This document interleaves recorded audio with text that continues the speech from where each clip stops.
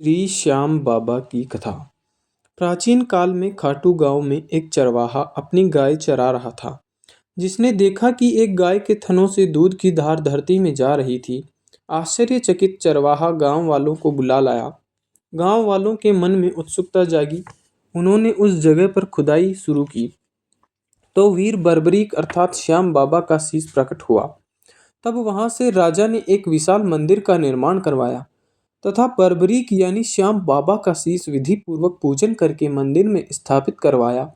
यह स्थान राजस्थान के सीकर जिले में रिंगस कस्बे से 17 किलोमीटर की दूरी पर है, जहां प्रभु के दर्शन मात्र से ही जीवन में खुशियों एवं सुख शांति के भंडार भर जाते हैं।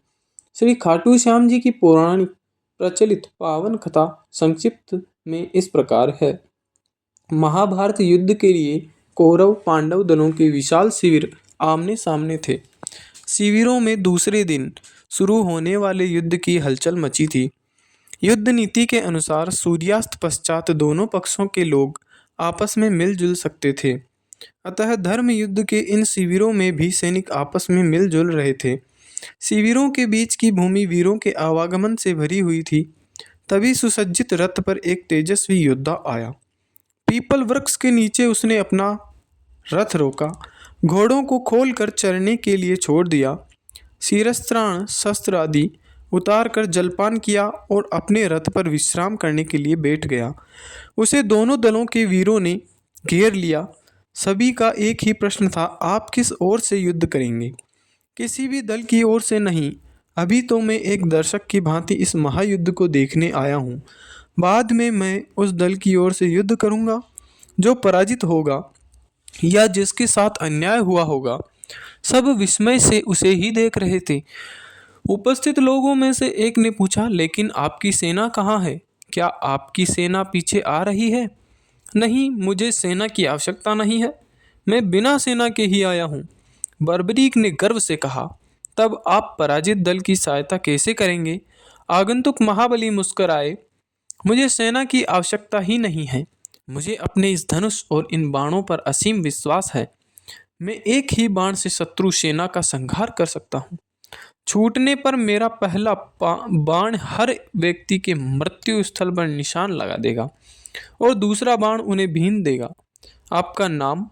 बहुत से लोगों ने विस्मय से पूछा। मैं भीमसेन का पुत्र, घटोत्कच का पुत्र, महाबली बर्बरीक हूँ। आंधी की तरह कुछ ही क्षणों में यह बात दोनों शिविरों में फैल गई। हर जिह्वा पर बर्बरीक का ही नाम गूंज रहा था। सैनिक लोग बात की गहराई तक नहीं पहुंच रहे थे, पर बात की गंभीरता को समझने वाले योद्धा चिंतित हो उठे।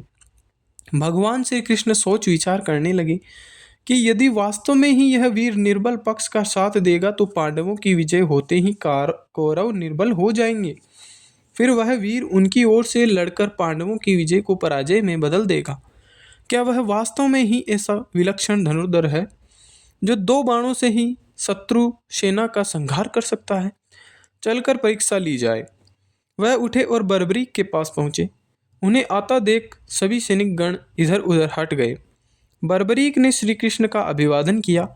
दोनों में परिचय बढ़ा। श्री कृष्ण ने अपनी कूटनीति के सहारे से पूछा, तुम इन 3 बाणों के द्वारा सारी सेना का संहार कैसे कर सकते हो? बर्बरीक ने गर्व से अपना सिर ऊपर उठाया, धनुष पर एक बाण चढ़ाकर कहा, देखिए, मैं इस प्रकार समस्त शत्रु सेना का संहार कर सकता हूँ। आप इस पीपल के पेड़ को देख रहे हैं? मेरा यह बाण इसके समस्त पत्तों को चिन्ह लगा आएगा और दूसरा बाण उन्हें भींद देगा। आप चाहे तो मैं धरती पर बिखरे इन सूखे पत्तों को भी भीन सकता हूँ। श्री कृष्ण यह दृश्य देखने को उत्सुक थे। उन्होंने 2 पत्ते तोड़ लिए, एक को हाथ की मुट्ठी में बंद कर लिया और दूसरे को पांव के नीचे दबा लिया। बर्बरीक ने अभिमंत्रित करके बाण छोड़ा। सभी ने देखा कि पेड़ और धरती का प्रत्येक पत्ता चिन्हित था। श्री कृष्ण ने मुट्ठी खोली तो हाथ का पत्ता भी चिन्हित था और पांव के नीचे का पत्ता भी। श्री कृष्ण अत्यधिक विस्मित थे। तब तक बर्बरीक ने दूसरा बाण छोड़ा।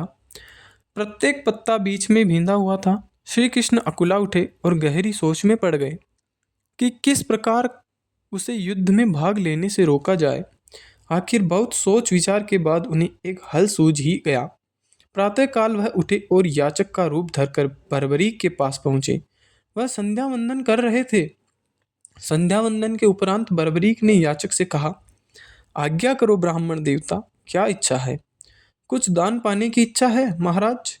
ब्राह्मण रूपधारी श्री कृष्ण ने कहा, यहाँ तो मेरे पास विशेष धन नहीं है, परदेश में हूँ, ये बहुमूल्य वस्त्राभूषण हैं, इनकी इच्छा हो तो कहो, मेरे पास में जो कुछ भी होगा वह मैं तुम्हें दान में अवश्य दे दूंगा। वस्तु तो वही मांगूंगा जो आपके वश में है, तब मुझे कोई इनकार नहीं, चाहे तुम मेरे प्राण मांग लो। प्राण? इतना दम्भ अच्छा नहीं है। महाबली कह तो दिया। अच्छा ऐसा है तो मुझे अपना शीश काट कर दे दीजिए। बर्बरीक यह सुनकर सिहर उठे। इतना कठोर दान भी कहीं मांगा जा सकता है? उन्होंने क्रोध को दबाकर कहा, मुझे विश्वास ही नहीं होता है कि तुम ब्राह्मण याचक हो। तुमने दान प्रथा को कलंकित किया है। तुम अवश्य ही कोई कूटनीतिज्ञ हो। जो वचन मैंने दिया है उसे मैं अवश्य पूरा करूंगा, किंतु अब तुम यह बता दो कि वास्तव में तुम हो कौन? श्री कृष्ण ने अपना रूप बदलते हुए कहा, मैं श्री कृष्ण हूँ बर्बरीक। मैं नहीं चाहता कि तुम इस महायुद्ध में भाग लो और तुम्हारे कारण दोनों पक्षों का विनाश हो जाए। मैं अपने वचन को पूरा करूंगा, परंतु मेरी एक इच्छा मेरे साथ ही मिट जाएगी। निसंकोच कहो, तुम्हारी क्या इच्छा है? मैं इस महायुद्ध को अच्छी तरह देखना चाहता हूँ। सृष्टि के सभी महारथी इसमें सम्मिलित हुए हैं। मैं देखना चाहता हूँ कि कौन कितना बली है। तुम्हारी यह इच्छा अवश्य पूरी होगी। कहते हैं कि तब भगवान श्री कृष्ण ने बर्बरीक के सिर को किसी दिव्य औषधि के सहारे जीवित रखा। वह उसे पीपल की सबसे ऊंची शाखा पर टांग दिया, जिससे वह भली भांति युद्ध देख सके। और यह बात सही है कि बर्बरीक ने उस धर्म युद्ध को भली भांति देखा। 18 दिन तक महाभारत का महायुद्ध हुआ। अंत में दुर्योधन की मृत्यु के साथ इस महायुद्ध का अंत हुआ। पांडव विजय हुए, कौरव पराजित हुए। इस महायुद्ध की भीषण विभीषिका से दोनों पक्षों में केवल 10 व्यक्ति ही जीवित बचे थे। पांडव पक्ष में 5 पांडव, श्री कृष्ण व सात्यकी, और कौरव पक्ष में अश्वत्थामा, कृपाचार्य और कृतवर्मा। युद्ध समाप्ति के पश्चात भगवान श्री कृष्ण ने देखा कि पांडव अपनी विजय के मद में चूर हैं। उनका व्यर्थ का अभिमान दूर करने के लिए वह 5 पांडवों सात्यकी, द्रौपदी और कुंती सहित बर्बरीक के पास पहुंची। बर्बरीक का मुखमंडल चमक रहा था। उसने आदर सत्कार के पश्चात पूछा, कहो कैसे आना हुआ? सभी उनके मुख से अपनी अपनी वीरता की प्रशंसा सुनना चाहते थे। अर्जुन उनके मुख से यह सुनना चाहते थे कि मेरे समान धनुर्विद्या का ज्ञाता इस संसार में दूसरा कोई नहीं है। वह अपनी प्रशंसा स्वयं करने लगे। बर्बरीक, क्या तुमने इस महायुद्ध को भली भांति देखा है? बर्बरीक ने स्वीकारात्मक मुद्रा में सिर हिला दिया। अर्जुन गर्व से भरकर बोले, तब तो तुम इस बात को भी मानोगे कि युद्ध में मैंने अपने बाहुबल से जीता है। 18 दिन निरंतर गांडीव की टंकार से 10 दिशाएं गूंजती रही। भीष्म पितामह को मारना कोई हंसी खेल नहीं था। भीमसेन के पुत्र बर्बरीक के मुख पर व्यंग्य भरी मुस्कान खेलने लगी। बोले, हाँ, भीष्म पितामह के विषय में मेरा भी यही विचार है। कहे चलो, रुको नहीं। अर्जुन फिर बोले, मैंने भगदत्त जैसे महाबली को मार गिराया, द्रोण को निस्तेज कर दिया था, और कर्ण जिसके भय से धर्मराज युधिष्ठिर को रात भर नींद नहीं आती थी, उसका वध भी मेरे ही हाथों हुआ। बाद में अश्वत्थामा को मणि रहित भी मैंने ही किया। क्यों बर्बरीक, अब तो तुम मेरी और मेरे गांडीव की प्रशंसा करोगे? बर्बरीक खुलकर हंसे। उत्तर दूंगा, और भी किसी को कुछ कहना हो तो कह लो। भीम बोल पड़े, मेरी इस पर्वत सी विशाल गदा के विषय में क्या विचार है बर्बरीक? तुमने देखा होगा कि इस गदा के सहारे मैंने दुष्ट दुशासन का रक्त पिया। इसी गदा से मैंने अद्वितीय गदाधारी दुर्योधन का वध किया। हिडिंब, बकासुर और कीचक के वध की कहानियां भी तुमने सुनी होगी। बर्बरीक हंस दिए। कहूँगा, पहले तुम सब अपनी बात कह लो, फिर मैं सबका जवाब एक साथ दूंगा। नकुल सहदेव ने अपनी विशाल तलवारों की प्रशंसा की।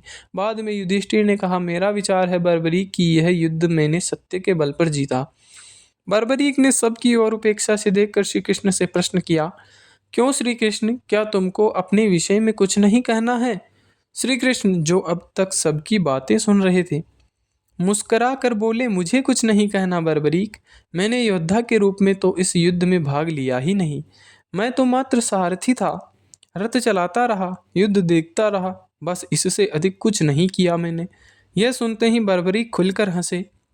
उनके अट्टहास से दसों दिशाएं गूंज उठी। बाद में वह गंभीर स्वर में बोले, अच्छा किया श्री कृष्ण, आपने सारथी के रूप में ही इस युद्ध में भाग लिया, योद्धा के रूप में नहीं। शस्त्र धारण करके भाग लेते तो संभवतः पांडवों की पराजय ही होती। नकुल, सहदेव और युधिष्ठिर को तो मैं महावीरों की श्रेणी में गिनता ही नहीं। रहे अर्जुन और भीम, ये महाबली अवश्य हैं, किंतु कौरव पक्ष के धनुर्धरों के सम्मुख ये दोनों भी अनाड़ी और नौसिखिए लग रहे थे। अकेले भीष्म ने ही समस्त पांडव सेना और पांडव वीरों का बुरा हाल कर दिया था। उन्हें तो इच्छा मृत्यु का वरदान प्राप्त था, भला इनके मारे वह क्या मरते। इस वृद्धावस्था में भी कितना तेज था उनके मुख पर। बर्बरीक ने फिर अर्जुन की ओर देखकर कहा, मैं तुम्हारी बात का उत्तर दे रहा हूँ अर्जुन।